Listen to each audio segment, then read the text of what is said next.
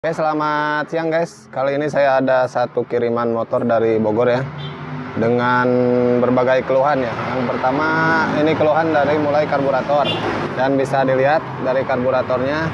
Yang pertama cuknya di sini sudah tidak ada, dan kemudian setelan langsamnya sudah tidak ada. Jadi pantas saja motor ini nggak bisa langsam dan nggak enak katanya ya dari karbunya. Nanti kita cek lagi karbunya. Kemudian motor ini juga ada keluhan di mesin, di bagian mesin.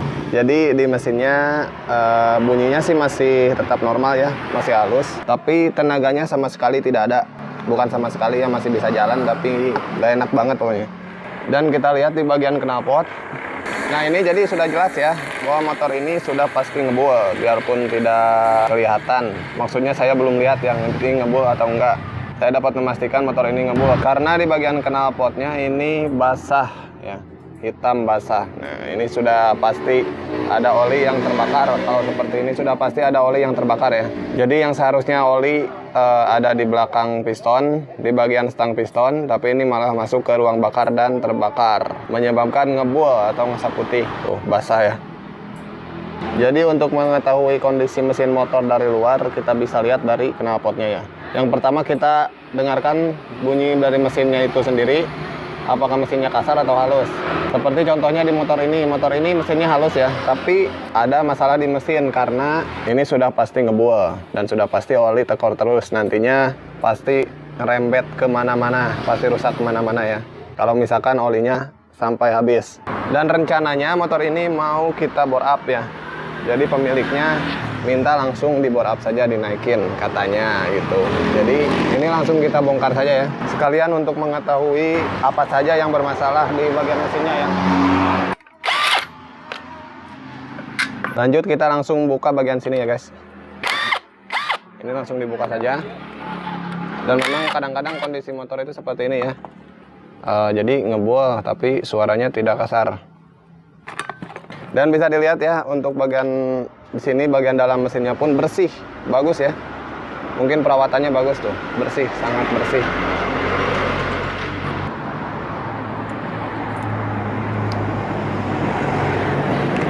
Nah, di sini yang menyebabkan motor ini kurang bertenaga, untuk setelan klepnya pun ini terlalu rapat ya, rapat banget nih, apalagi yang bawah nggak bisa gerak sama sekali. Jika terlalu rapat seperti ini ya otomatis kompresi bocor ya. Langsung kita buka saja bagian gigi sentriknya.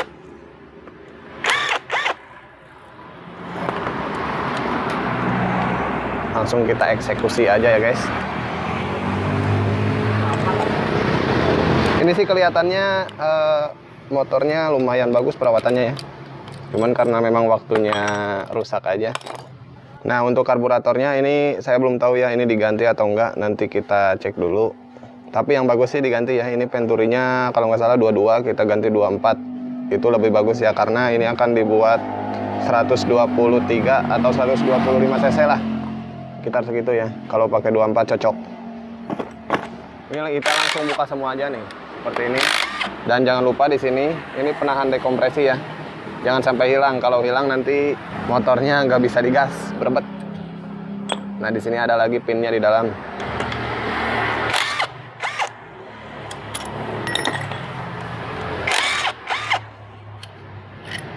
Oke, kita langsung buka saja blok headnya ya.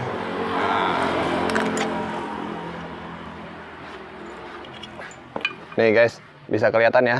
Ini basah karena oli ya. Ini oli jadi masuk ke ruang bakar. Masalah seperti ini bisa disebabkan beberapa faktor ya. Yang pertama dari ring piston. Nah ring pistonnya di dalam sini sudah lemah, jadi ringnya sudah tidak bisa menahan oli lagi ya. Kemudian oli masuk ke ruang bakar dan terbakar. Dan penyebab kedua bisa jadi dari seal klep. Sini di dalamnya ada seal, bisa jadi bocor dan tidak bisa lagi menahan oli. Tapi jika penggantian seal klep, kita harus mengecek bagian bos klepnya ya. Jangan sampai longgar juga. Kalau misalkan longgar, mau ganti beberapa kali pun bocor lagi ya. Selanjutnya kita langsung buka saja bagian blok silindernya ya.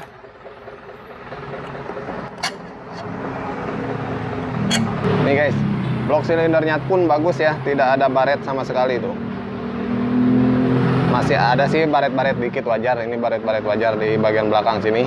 Karena kalau baret yang parah itu biasanya mengeluarkan bunyi aneh ya, bunyi kasar maksudnya. Seperti itu. Dan bisa dilihat untuk bagian pistonnya pun masih bagus.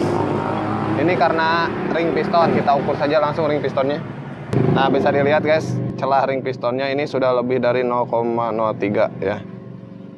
Ini mungkin bisa jadi 1 milian ya. Pokoknya ini sudah jelas masalahnya di ring piston. Oke guys, jadi kurang lebih seperti itu ya. Jika motor kalian atau kalian mau beli motor second, ingin mengetahui kondisi motornya seperti apa, kalian dengarkan dulu mulai dari suara mesinnya. Pastikan suara mesinnya halus ya, dan lihat di bagian knalpot. Kalau misalkan hitam basah, sudah pasti itu pasti mengeluarkan asap ngebul putih ya. Dan jika ngebul seperti itu, ada beberapa faktor ya. Yang pertama dari ring piston, yang kedua seal clamp ataupun boss clampnya. Jadi kalian nggak perlu ngecek kemana-mana, cek bagian situ aja. Kalau misalkan mesinnya suaranya halus tapi ngebul, kalian cukup cek bagian di situ saja, ring piston dan seal clamp atau boss clampnya ya. Tapi pastikan ini blok silindernya atau boringnya tidak baret. Tapi biasanya kalau misalkan baret, dia akan mengeluarkan suara kasar, bunyinya kasar ya, bunyi mesinnya kasar.